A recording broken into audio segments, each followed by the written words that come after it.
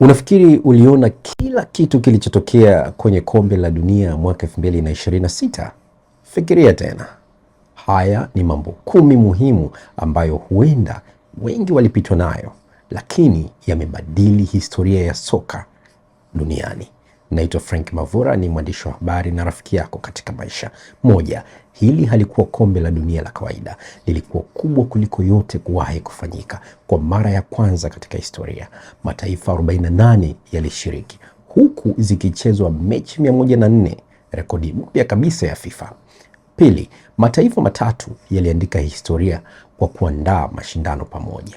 Marekani, Canada na Mexico zilikuwa nchi za kwanza kuandaa kombe la dunia kwa ushirikiano wa mataifa matatu. Tatu, Mexico iliweka rekodi ambayo hakuna taifa lingine limeifikia. Ikawa nchi ya kwanza duniani kuandaa kombe la dunia mara 3, mwaka 1970, 1986 na sasa 2026. 4, Spain ilirejea kileleni mwa dunia baada ya miaka 16 tangu ubingwa wao wa mwaka 2010. Spain walitwaa tena kombe la dunia mwaka 2026, wakithibitisha kuwa kizazi kipya kinaweza kuendeleza urithi wa mafanikio ya La Roja.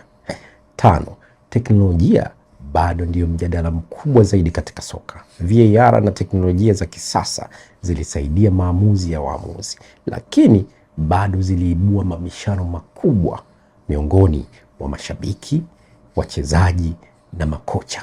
6, hali ya hewa imekuwa mpinzani mkubwa wa soka. Joto kali lilisababisha kuwepo kwa mapumziko ya lazima ya kunywa maji katika mechi kadhaa, ikionyesha jinsi mabadiliko ya tabia nchi yanavyoanza kuathiri mchezo. 7, mashabiki nao waliandika historia. Zaidi ya watu milioni 6 walihudhuria mechi mbalimbali na kufanya hili kuwa kombe la dunia lililohudhuriwa na mashabiki wengi zaidi kuwahi kutokea.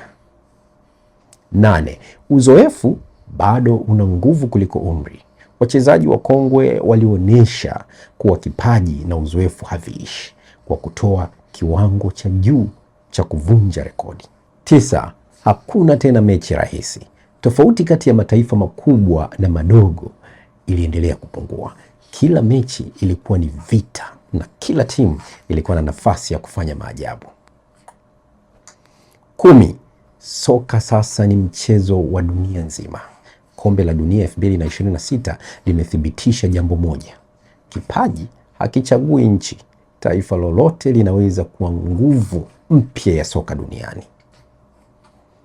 Ni lipi kati ya haya limekushangaza zaidi? Andika maoni yako hapa chini, kisha mshirikishe shabiki mwingine wa soka ambaye anaamini anajua kila kitu kuhusu soka na kombe la dunia 2026.